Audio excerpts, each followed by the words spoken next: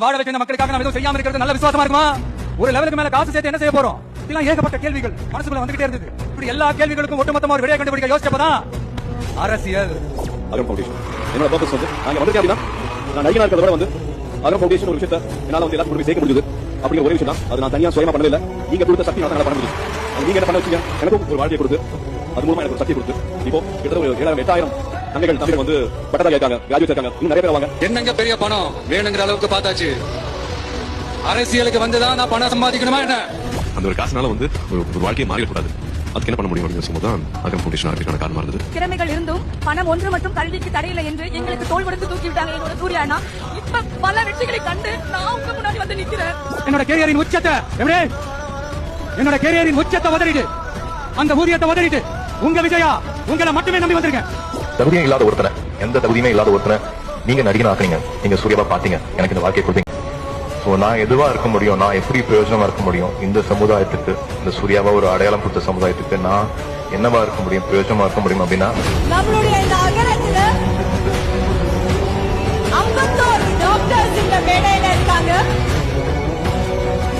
எங்க போனாலும் இது வெறும் சும்மா கூட்டம், ஓட்டு போட மாட்டாங்கன்னு சொல்றாங்க. அப்படியா? நடிப்பேன், நல்லா சம்பாதிப்பேன், இன்னும் பெருசா பண்ணுவேன். எங்க வீட்டுக்கு போறியா? சித்தப்பா பாசமா குழந்தைக்கு பர்த்டே கேக் கொடுத்து போறீங்களோ? அதுக்கு நாங்க இருக்கோம். குழந்தை எல்லாம் பார்க்க முடியாது, மரியாதை திரும்பி போ. இது எங்க ஏரியா. ஏன் அப்படி சுத்தி வரீங்க? போய் கோயில சுத்திங்க, புண்ணியமா கிடைக்கும். ஏய் திரும்பி போ. போனா எப்படி போக முடியும்? கொஞ்சம் வழி விட்டா போக முடியும். வழி விடுங்க. இனிமே நம்ம ஏரியா பக்கம் விஜய் வரலாம். அதுக்கு நாங்க புத்தி வரும். பைக்கு டிரைவர் வச்சுக்க ஒரே ஆள் நான்டாம்பா. கிருஷ்ணா, என்ன வண்டி எடுத்ததுக்கு அப்புறம் வேற வண்டி சத்தம் கேக்குது? விஜய் தாண்டா. அதான் தட்டி விட்டுமே. வேணா விஜயங்கடா. நான் இங்க இருக்கேன். பைக் இருந்தானே புருபுரம் தோடுறீங்க. அதான் உங்க பைக் எல்லாம் கலெக்ட் பண்ணிட்டேங்கண்ணா. நான் போய் குழந்தை கேக் கொடுத்துட்டு வந்துடுறேன். இந்த நேரத்துல ஒவ்வொரு வீட்ல இருக்கிற என்னுடைய குட்டி நண்பா நண்பிக்கு ஒரு ரிக்வெஸ்ட், ஒரு சாக்லேட்டோ இல்ல ஒரு கிண்டர் ஜாய் வேணும் அப்படின்னா அழுது அடம் பிடிச்சி சக்சஸ் பண்ணிடுறீங்களா?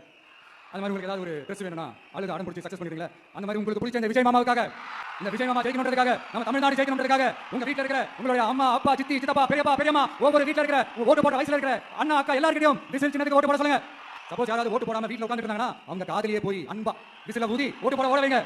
விசிலுக்கு ஓட்டு போட வரைக்கும் விடாதீங்க. அரசியல் இருக்கிறவங்க வந்து ஒரு கடவுள் மாதிரியும் ராஜாக்கள் மாதிரியும் தான் சார் கண்ணுக்கு தெரிய போறாங்க. ஒரு சாதாரண சினிமா நடிகரை நீங்கள் அவ்வளவு தூக்கி வைத்து கொண்டாடுகிறீர்கள். ஒரு கிரிக்கெட் வீரர் உள்ளே போகிற போது அரங்கமே எழுந்து கைத்தறது 8 கோடி பேர் பார்க்கிறான். இந்த ஏழை அம்மாவின் கண்ணீரை துடைத்தவன் அரசன் தான். என்ன தப்பு?